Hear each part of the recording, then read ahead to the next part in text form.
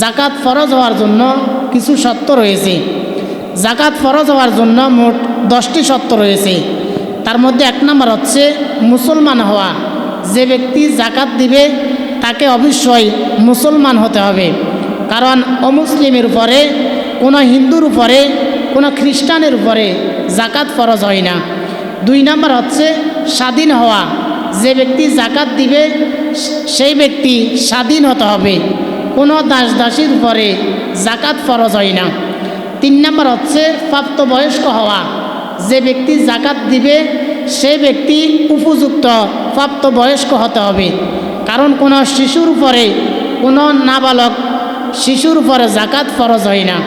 4 নম্বর হচ্ছে জ্ঞানবান হওয়া, সুস্থবান হওয়া। যে ব্যক্তি জাকাত দিবে তাকে সুস্থ হতে হবে, কোনো পাগলের উপরে জাকাত ফরজ নয়।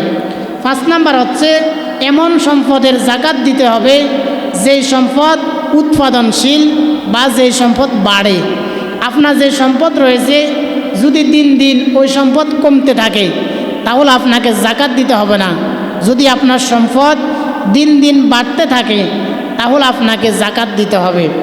6 নম্বর হচ্ছে এমন সম্পদের জাকাত দিতে হবে যেই সম্পদ আপনার মালিকানায় রয়েছে। অন্যের মালিকানায় যদি থাকে তাহলে ওই সম্পদের জাকাত দিতে হবে না।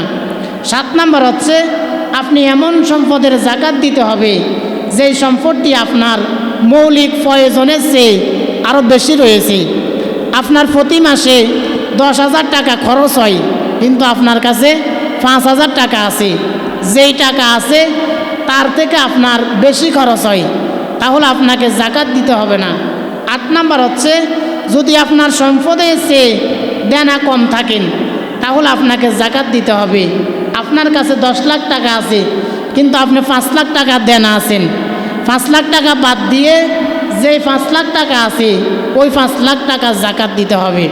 যদি আপনার 5 লাখ টাকা থাকে, আপনি 15 লাখ টাকা, 20 লাখ টাকার দেনা থাকেন, আপনার টাকার চেয়ে দেনার সংখ্যা বেশি, তাহলে আপনাকে জাকাত দিতে হবে না। 10 নম্বর হচ্ছে আপনি নিসাব পরিমাণ সম্পদের মালিক হতে হবে। তাহলে জাকাত ফরজ হওয়ার জন্য মোট শর্ত রয়েছে 10টি।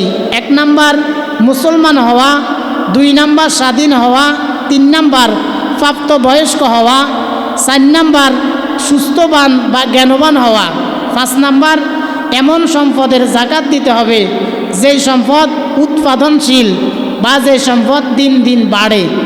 6 নম্বর হচ্ছে এমন সম্পদের জাকাত দিতে হবে যেই সম্পদ আপনার নিজের কাছে রয়েছে।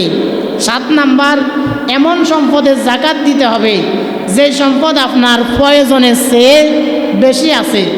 8 নম্বর হচ্ছে এমন সম্পদের যদি আপনার সম্পদের চেয়ে দেনা কম থাকেন তাহলে জাকাত দিতে হবে।